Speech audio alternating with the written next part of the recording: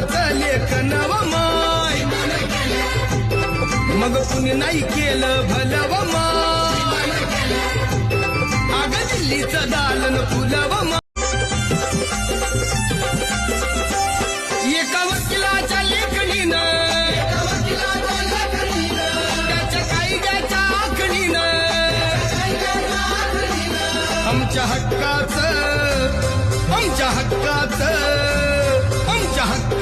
लेखन व माय मग कुणी नाही केलं भलं व माय